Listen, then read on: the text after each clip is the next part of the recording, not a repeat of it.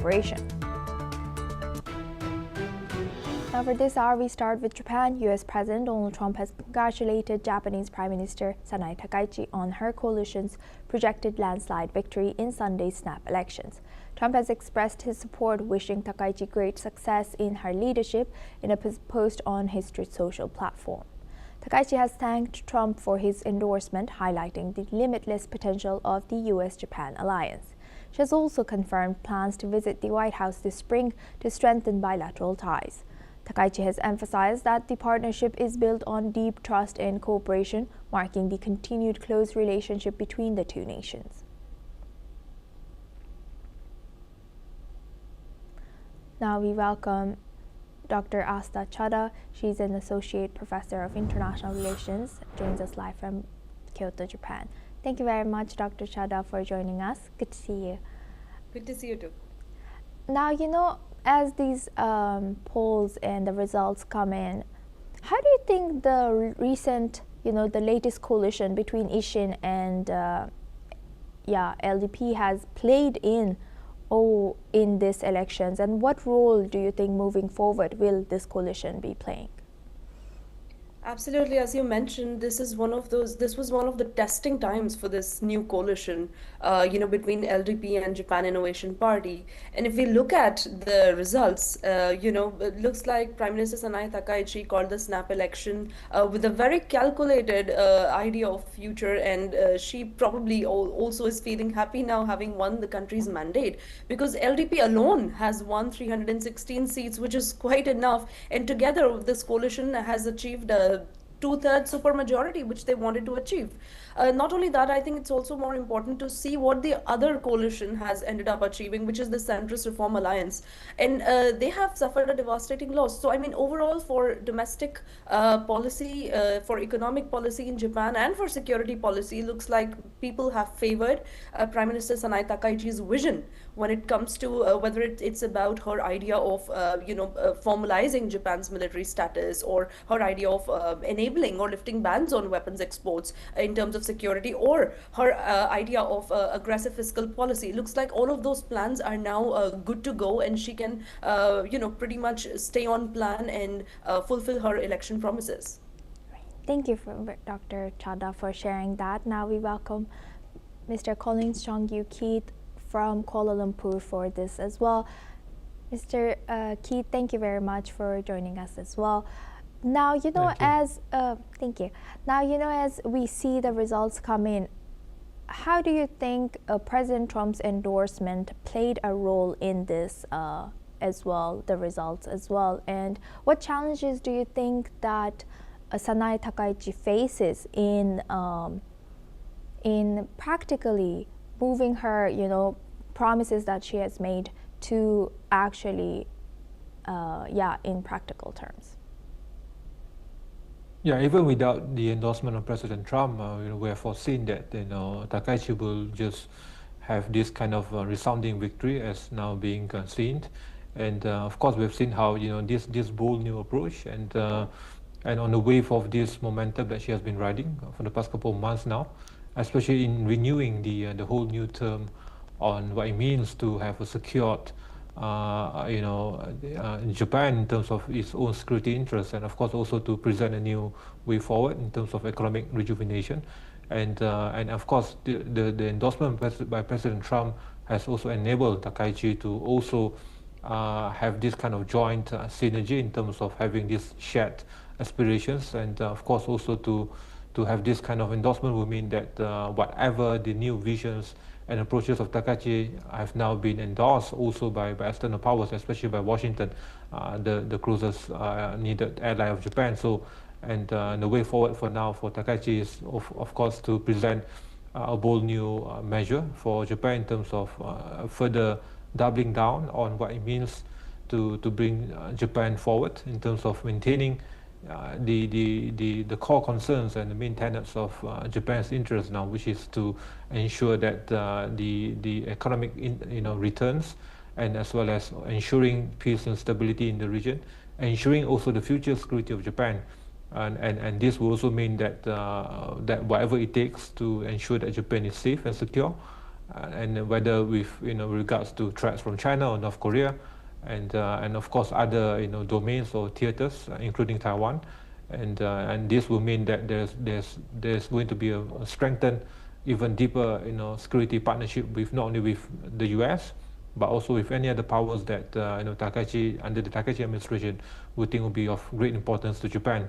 And this will also send us a very strong message to China and North Korea that this will continue to stand, at least for the next couple of years now, and that China and North Korea and other potential adversaries, including Russia, will have to contend with this newfound nationalism, newfound wave of confidence, and also the readiness for Japan under the Takaichi administration to conduct what is best for Japan, and that will include also a deeper synergy with the Trump administration especially.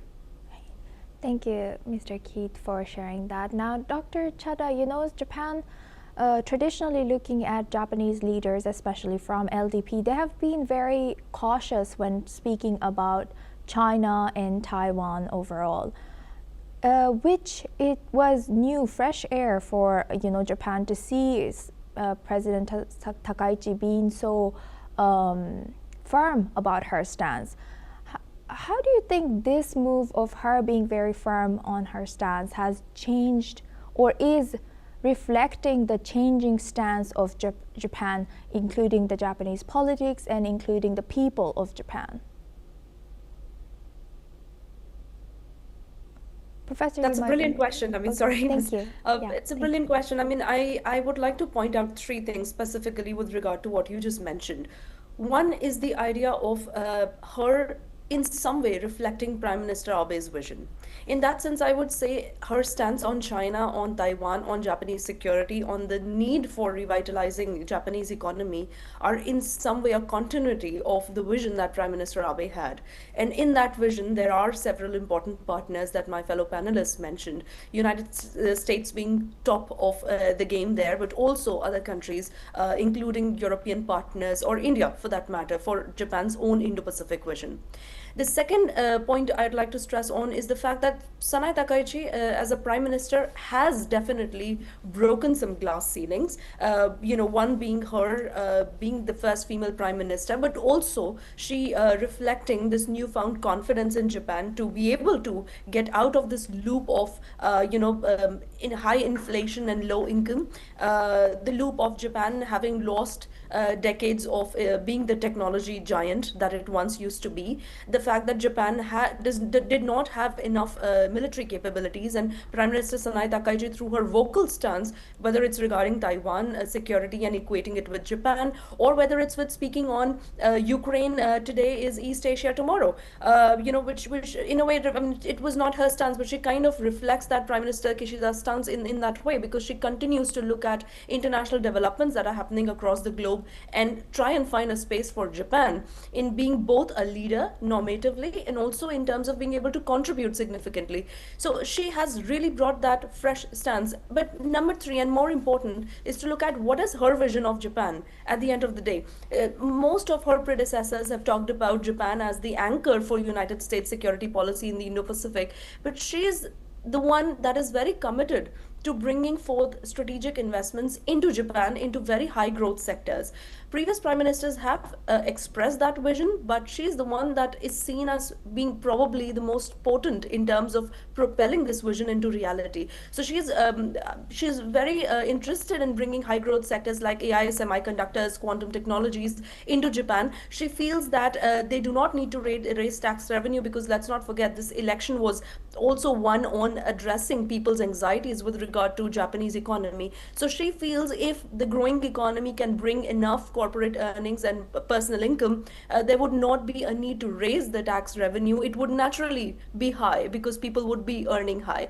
And then lastly, she is also trying to in some way tackle this long, in a way, long looked over issue of debt management.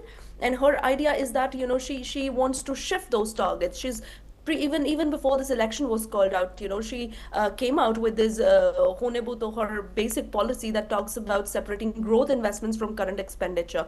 So she has got these visions, she's had these ideas. Some of them are a continuity from the predecessors, but she does bring a lot of fresh vision into this policy. And also, she's in everything that she speaks about, whether it's about domestic politics or international politics, she is keeping in mind the current realities that Japan is facing both at home and abroad in the wider Indo-Pacific. Thank you very much for sharing that 3 reasons with us. Now, I would like to also welcome back Mr. Keith for this. Mr. Keith, what's your take? Do you agree with Dr. Chada's 3 reasons that she has pointed out about the stance that's changing in Japan's politics and also among Japanese citizens towards the sensitive, long overlooked challenges or undermined challenges with their stance towards China, towards Taiwan? Yes, it is largely true that we have seen how for the past couple of years now, there's this notion of strategic ambiguity prevailing, and what Takaichi brings to the table is this confidence and new bold approaches that the interest of Japan and the urgent need to have this kind of revitalization of Japan in terms of jettisoning from the trap of economic stagnation, whether in terms of security and defense. And all these are being presented in a new way by Takaichi, and that is what has been resonating to the people. We have seen how the quest for stability, the quest also for some reformist measures, and all these have also been brought to the table by Takaichi. But more importantly, what the Japanese people have seen was that the readiness of Takaichi to state the obvious, and the audacity to also to confront tough issues, sensitive issues, and these things are not being seen or are not being felt by the people under the previous administration. So from what we have seen, of course, the legacy of Shinzo Abe, and that even that itself, Takaichi has renewed what it means for the people to look at the Abe legacy as a whole. So there's this new profound shift now for Japan in terms of instilling this new wave of optimism, sense of confidence, and it's like a mini Trump. It's like a Trump 2.0 now in Japan.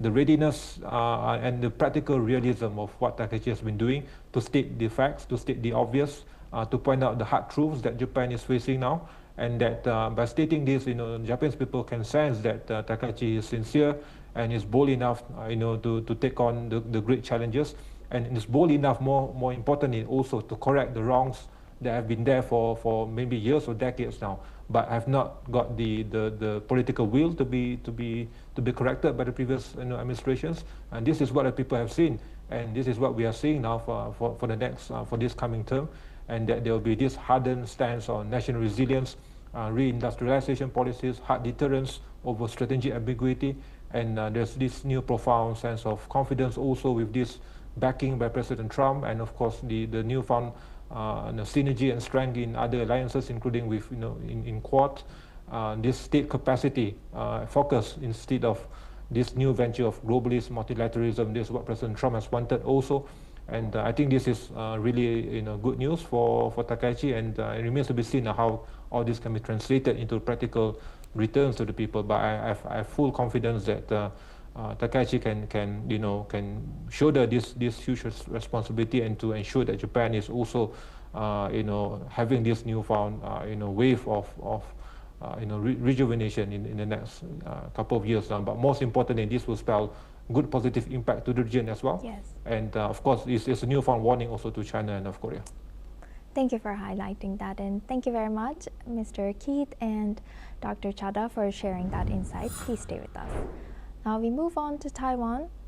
Taiwan has condemned the harsh 20 years prison sentence handed to